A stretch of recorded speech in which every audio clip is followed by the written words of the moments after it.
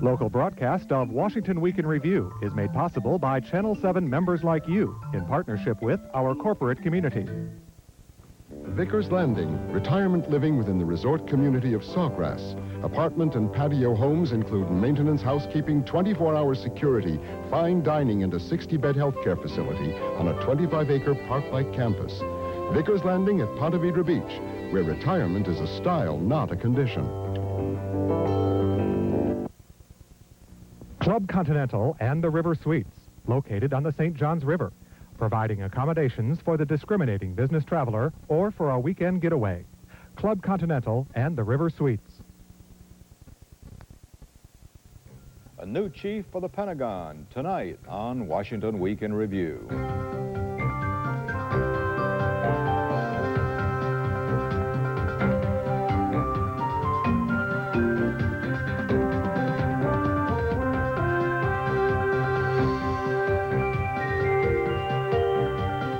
This is Washington Week in Review for Friday, December 17th, 1993.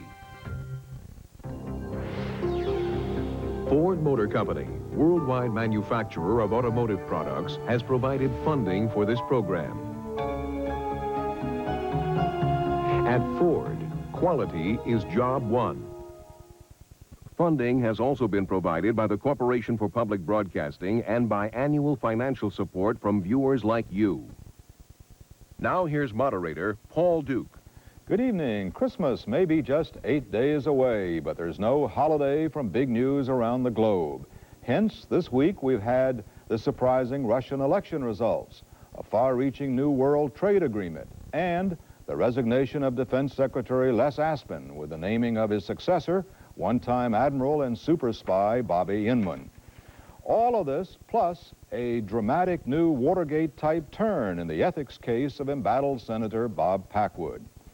To give us the pre-holiday particulars, Gloria Borger of U.S. News and World Report, Thomas Friedman of the New York Times, Melissa Healy of the Los Angeles Times, and independent journalist Hedrick Smith.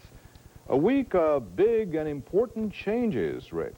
You know, sometimes, Paul, it all seems to cluster, and often unexpectedly. This week was an explosion of important changes. As you mentioned, the GATT treaty negotiated for many, many years. Finally, the negotiations winding up. The first shakeup in the Clinton cabinet, probably surprising a lot of people, both when it came and who it came, although I hear a lot of folks saying now they knew it all was going to happen 6 weeks ago. And then, of course, those Russian elections, which I think the impact of which is going to be with us for a long time to come. A real jolt, an alarm to people in the West, not only that the Russian choice movement that was backing Yeltsin did so badly in the popular elections, but that Vladimir Zhirinovsky, a rabid nationalist, talking about raining bombs on Germany, anti-Semitic, restoring the Tsarist Empire, going to war virtually with the countries around Russia's border, picking up 25% or roughly 25% of the vote. I mean, a real jolt to people. I think that it's important for us, though, to realize what has happened and what has not happened.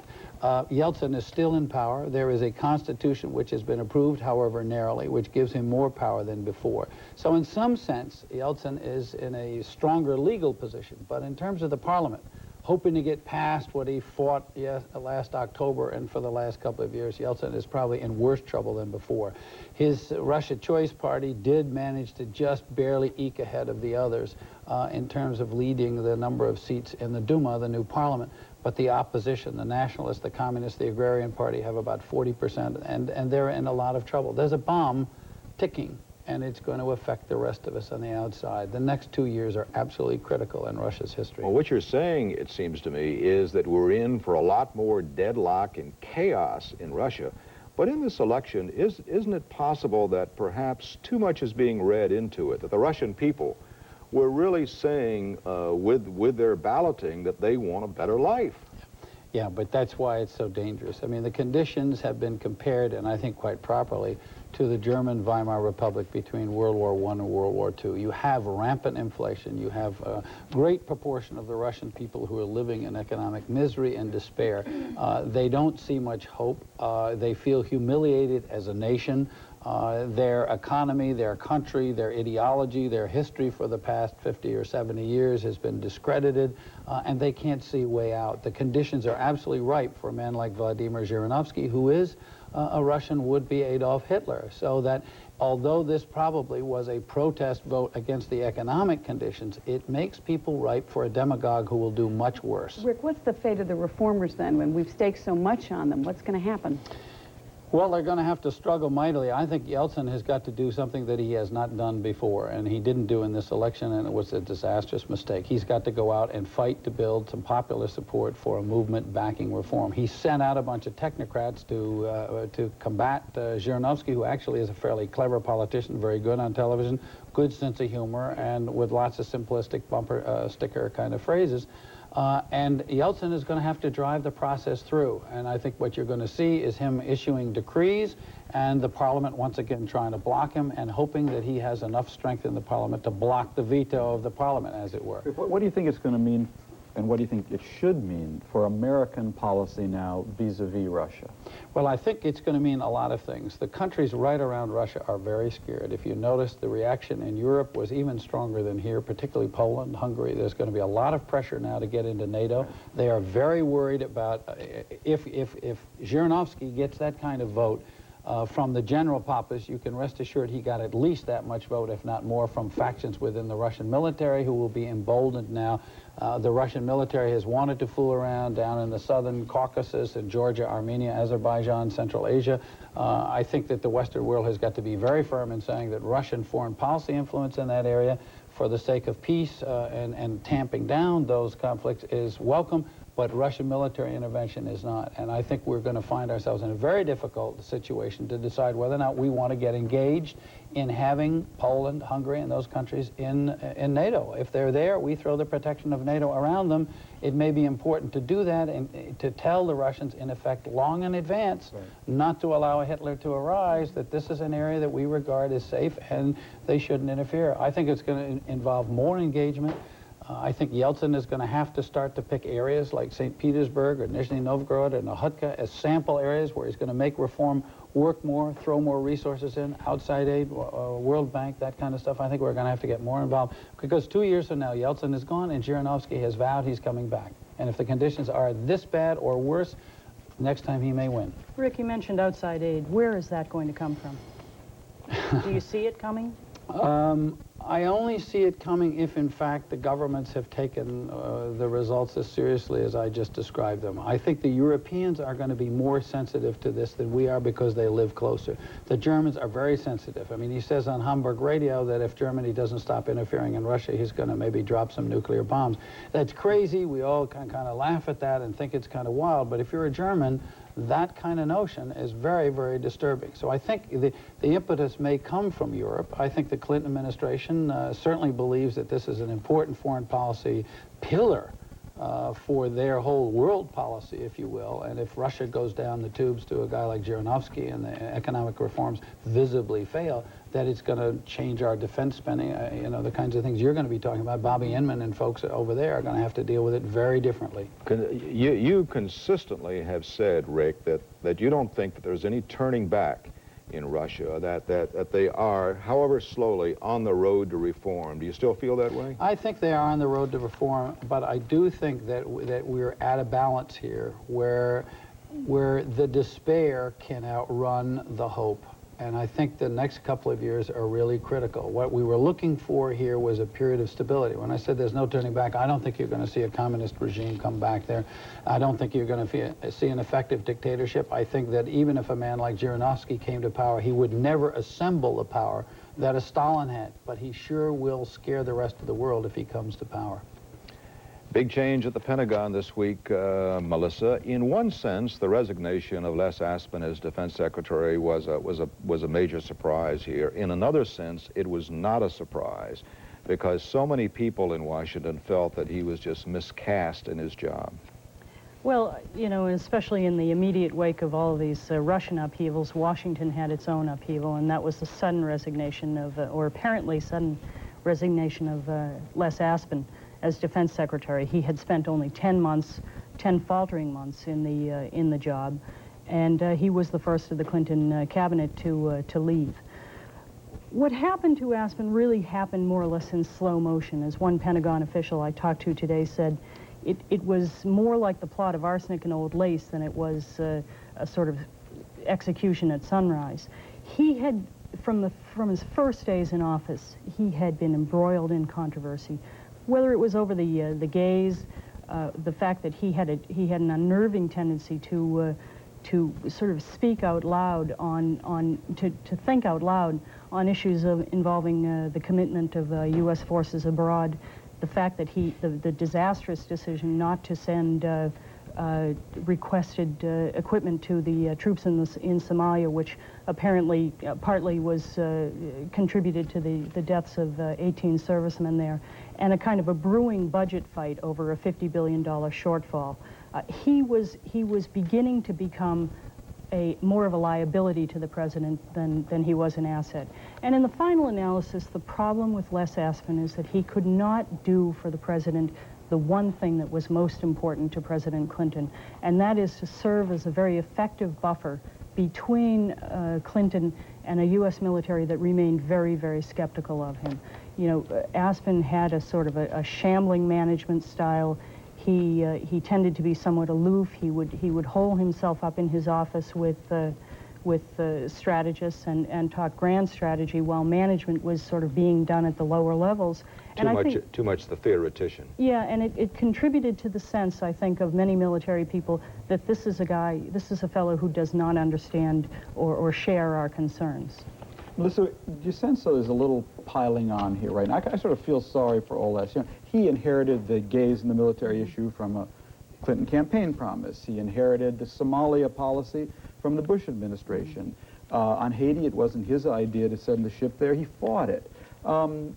Are we being a little bit unfair to him? I mean, collectively, the press, and I think a lot of people in the administration. Well, that's very important. I mean, many of these were Clinton's fights. Many of these policies that appeared to be unclear were policies that Clinton had allowed to remain unclear.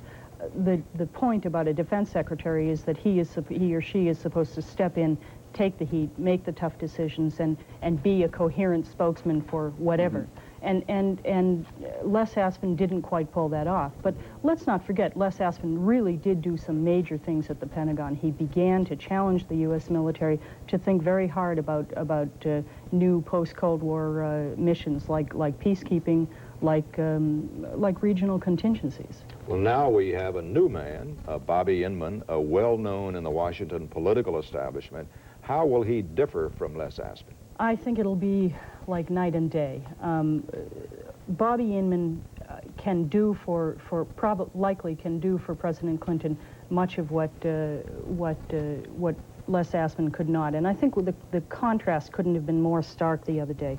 What we saw in Bobby Inman standing next to President Clinton was not only a fixture of the foreign policy establishment, but a deft bureaucratic manager who had been second in command at the CIA, who had headed the National Security Agency, but also a military man through and through. You saw that in the ramrod posture. You saw that in the sort of deferential bearing. You saw it in the fact that you know, in the call to duty and country, and most of all, I think you saw it in his independence, in his skepticism about Clinton. Melissa, when he said that the president, he had been assured, it was almost as if he'd interviewed the president as much as the president interviewed him for the job, but he said he'd been assured that the president really wanted a bipartisan support and a bipartisan defense policy. It made me wonder whether or not he hadn't gotten a guarantee in advance that the $50 billion that Les Aspin wanted and Clinton's budget director didn't want to give him, Clinton had already promised Bobby Inman in order to get the job. Now, what's your hunch about that? Well, I think what we may see in the end is a sort of a Clintonian compromise. They began to shave away at that $50 billion shortfall today. They made it $30 billion. And now, we're talking about a budget issue here where the president wants to make an additional $50 billion in cuts in the Pentagon budget, right? Exactly, and the Pentagon, looking at its strategic plans for the next several years, has said, your budget falls $50 billion short of what we need to carry out these plans.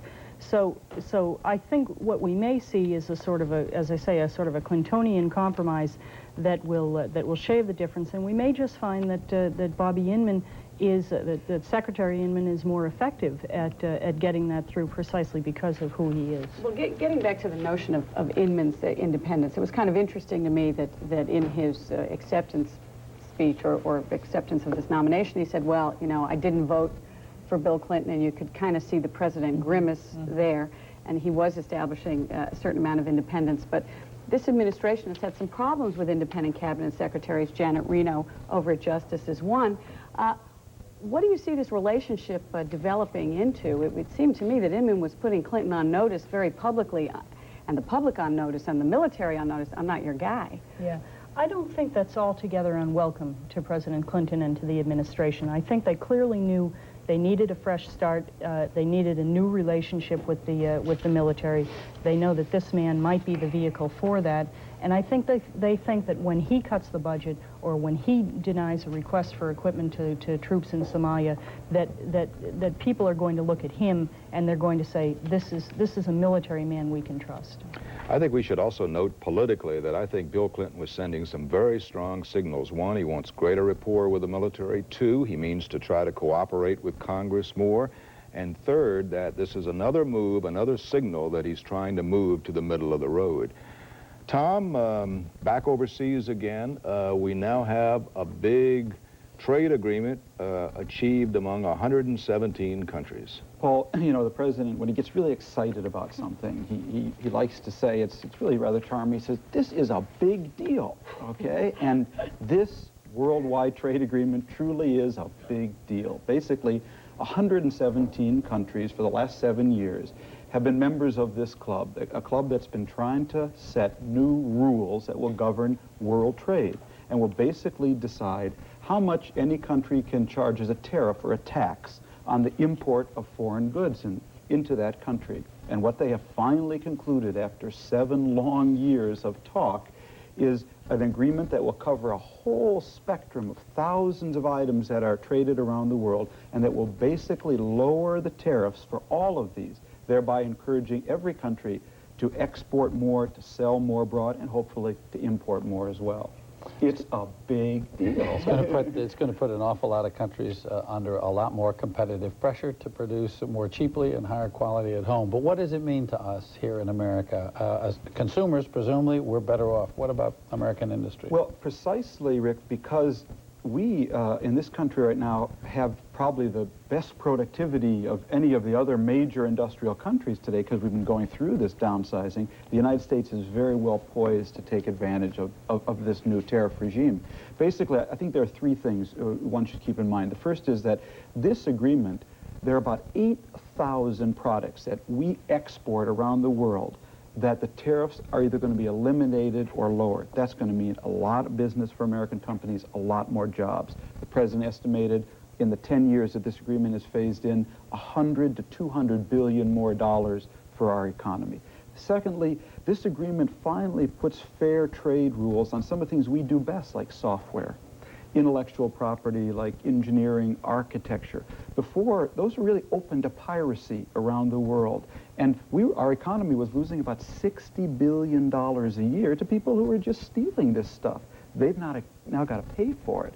And finally, in this agreement, Clinton didn't give up our right to retaliate against other countries who either try to dump goods here by selling them below their fair market price or engage in unfair trade practices. So it's a pretty good deal for the United States. Tom, we just went through a very tough fight on NAFTA here in the Congress, and that was a North American trade agreement. That's right, which was a small deal compared to the big deal of GATT.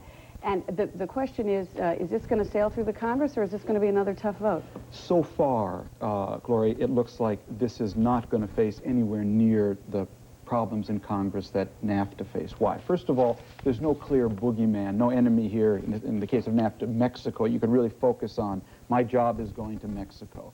Secondly, there's no man on horseback, Ross Perot, who's going to lead this charge and kind of galvanize those feelings. Thirdly, in every district out in this country, there are businesses that are going to benefit from this agreement, some that are going to be hurt, but the balance is more going to benefit from it than are going to be hurt by it. And finally, NAFTA involves opening a market, Mexico, that was 5% the size of our economy. GATT involves opening markets, not as deeply as with Mexico, but nevertheless opening markets that are 3 times the size of our economy. This is a big deal, and so there's plenty of business out there. So you think it is going to clear I think Congress? it's going to go through Congress, not without a fight, but I think it's really not going to encounter the problems of NAFTA. Tom, one thing really baffles me, and that is, during these 7 years, we were told the big obstacle was the French. I mean, they were so upset about the subsidies to their farmers. And now we're told the French are ecstatic about this agreement. Well, it's funny what a little work in the smoke-filled rooms at the end of the day will do. But basically, they agreed to bend on some of the things we wanted. We agreed to take care of their farmers a little bit on the side. And lo and behold, everybody is happy. But, you know, we've gotten through this whole segment, Paul, without actually talking and mentioning the word GATT, which is what this agreement was called. And, you know, GATT stands for General Agreement on Tariffs and Trades. A lot of people think, though, after 7 years, it really stood for General Agreement on Talk and Talk, okay? But lo and behold, it's done, and it's a big deal. And you have gat through this very well.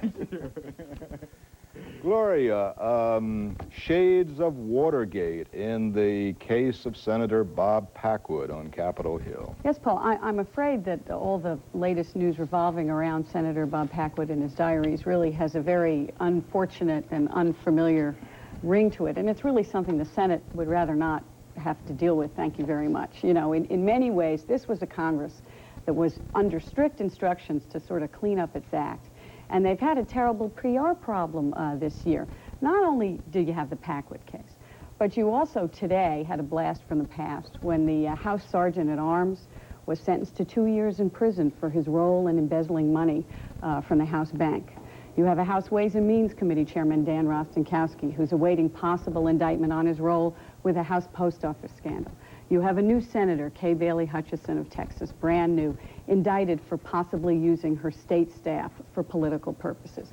When you put these singular incidents on top of the fact that Congress only passed kind of a meager campaign finance reform bill, it hasn't done anything about gift reform, lobbying reform, then you're giving Ross Perot and all of his followers a lot of ammunition to use against the Congress in the 1994 midterm elections.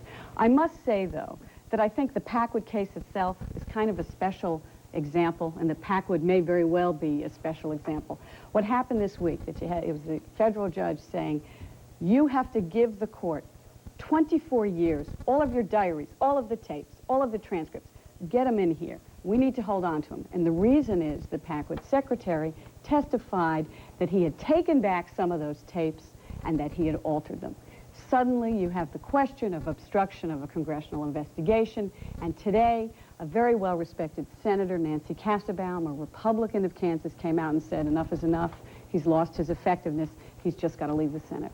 It's a very tough situation. Well, how has the Ethics Committee come through all this? There's been a lot of complaints about them in the past. Where, you know, what would be their standing when this is done? To me, this is a bright spot for the Ethics Committee. You know, in the past, I think I've been among those journalists who have said that these are people who tend to take care of their own. They're pretty easy on members of the club. The Keating Five at the time, a lot of people were complaining that they were too easy on those senators who intervened on behalf of an S&L owner.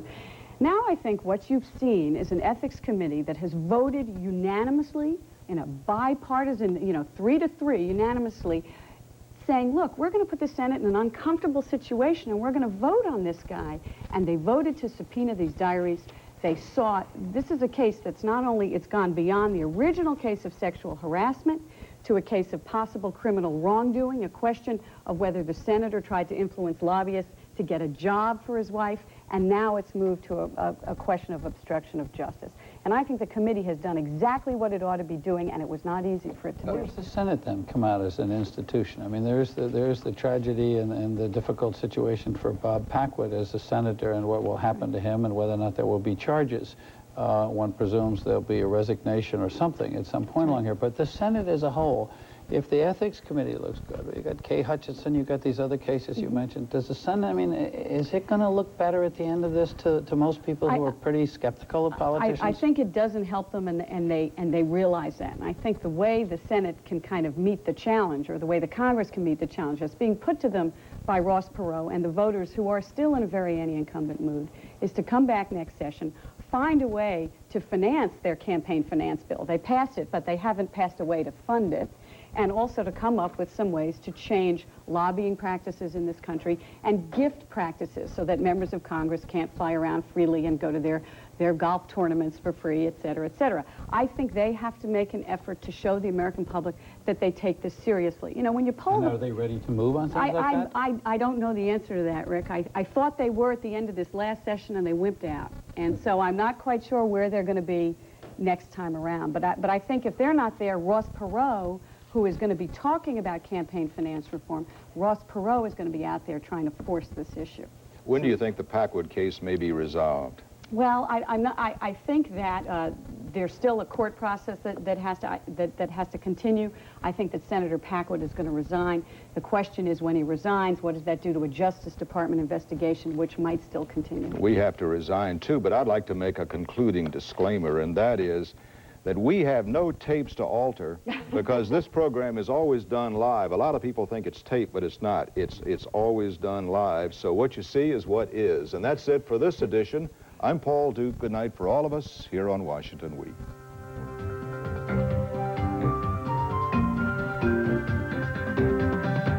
Coming up next, America's most respected financial commentator holds court with some of the most influential experts on the international money scene. Stay tuned for Wall Street Week with Louis Rukeyser on membership-supported Channel 7.